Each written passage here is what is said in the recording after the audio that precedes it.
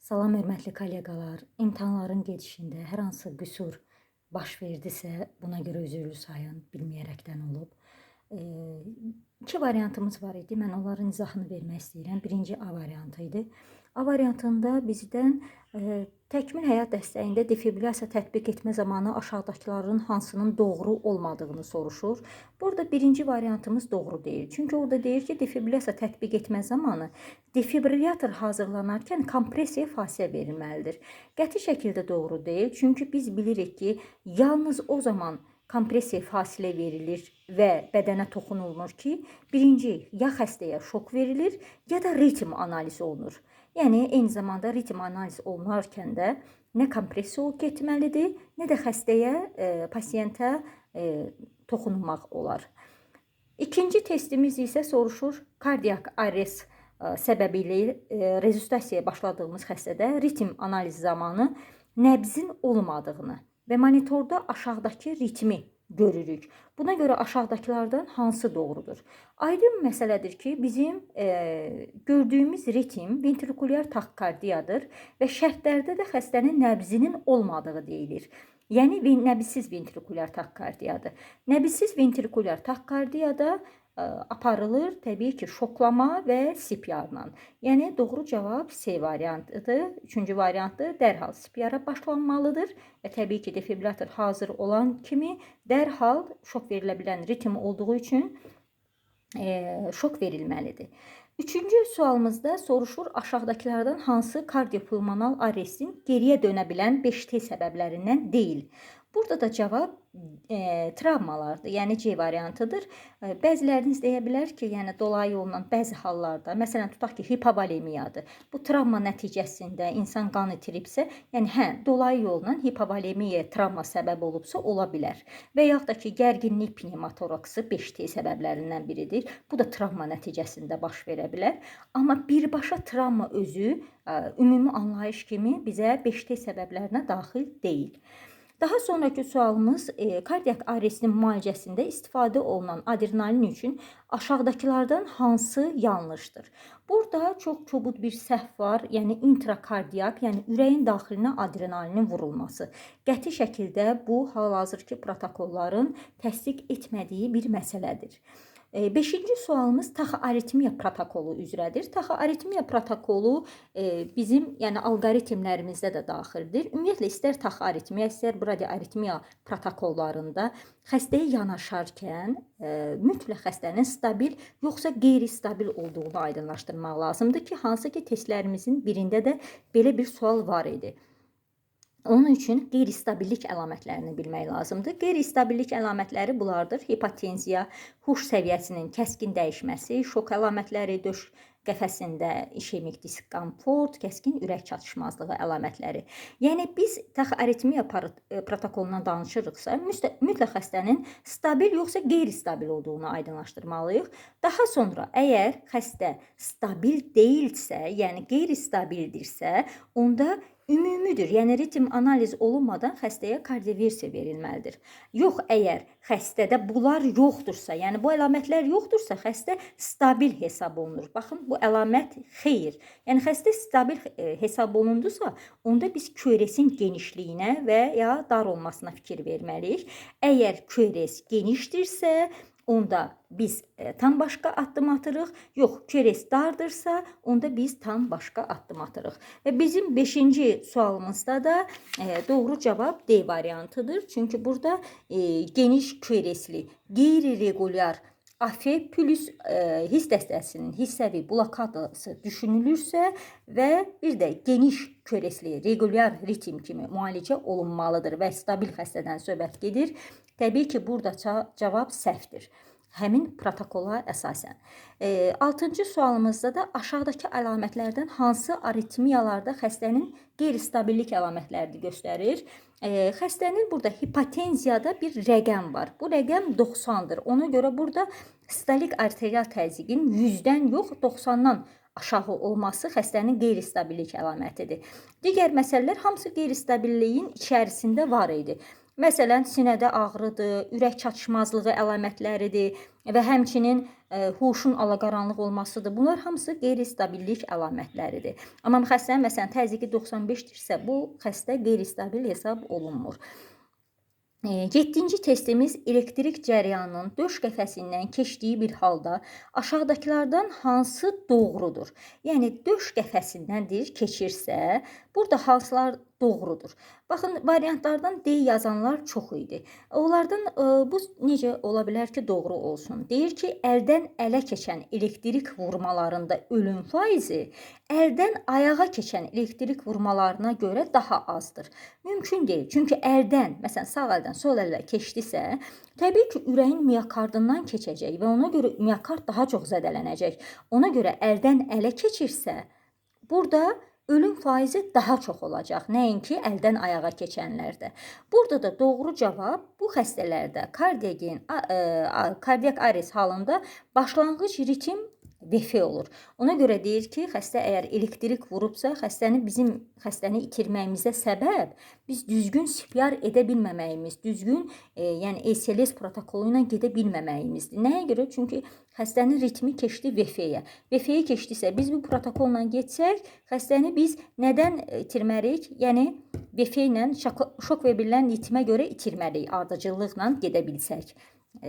Daha sonra burada açıq tipli testlər var idi bu A variantında. Onlardan birincisi 8-ci sualımız birincili dəyərləndirməyə aid idi. Birincili dəyərləndirmə, yəni bunların hamısını biz dönə-dönə onlayn və offlayn təlimlərdə keçmişdik və materiallar da yerləşdirmişdik. Ona görə yəni bu açıqlamalar hamısı var.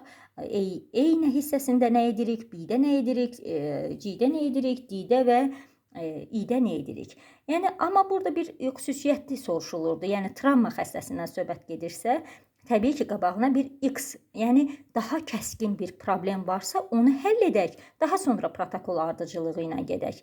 O da ki, əsasən travma xəstəsindən söhbət gedirsə, profus qanaxma ola-ola biz xəstənin hava yolunu aça bilmərik. Profus qanaxma mütləq ən azından birbaşa təzyiqlə dayandırılmalıdır. Daha sonra xəstədə reanimasiya zamanı qərar verməyə aid idi sual. Xəstə asistoliya idi, asistoliyadan VF-yə keçdi, lakin həmin an adrenalin çatmışdı vaxtı. Əgər VF-yə keçdisə, artıq birbaşa şok verilə bilən ritmlə söhbət getdiyi üçün şok verilir xəstəyə. Daha sonra süni tənəffüs aparatına aid hər iki variantda suallar var idi. Burada rejimlər soruşulurdu, digərində parametrlər və sizə hər iki variantın iştirak edən insanlara biz vaka təqdim edirdik. Кейzimiz də ondan ibarətdir. İntubasiya olunmuş xəstəni necə daşıyarıq? İntuba olunmuş xəstəni daşımaq üçün ilk olaraq parametr seçilməlidir. Parametr hər pasiyentin özünə uyğun seçilir.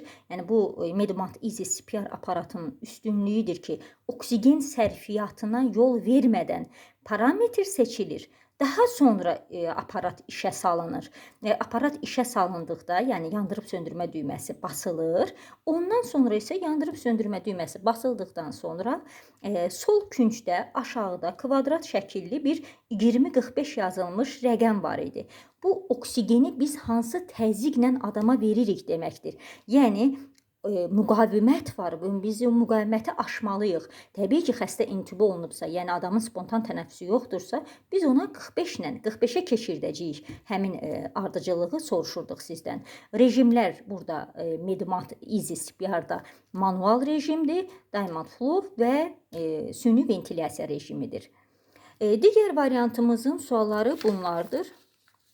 Birinci sualımızda soruşurdu ki, deməli, təkmil həyat dəstəyində şok verilə bilən ritm alqoritmlərində aşağıdakılardan hansı doğrudur?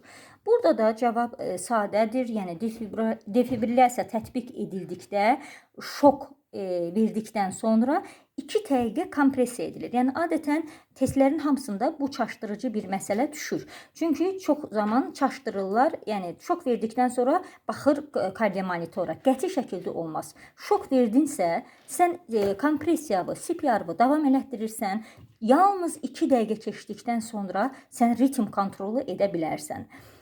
Ona görə burada cavab B-dir. Daha sonra burada da əslində bu çox maraqlı sualdır. Maraqlı sual və eyni zamanda yəni həm bilgi, həm də bir analiz etmə qabiliyyəti istəyən bir sual idi.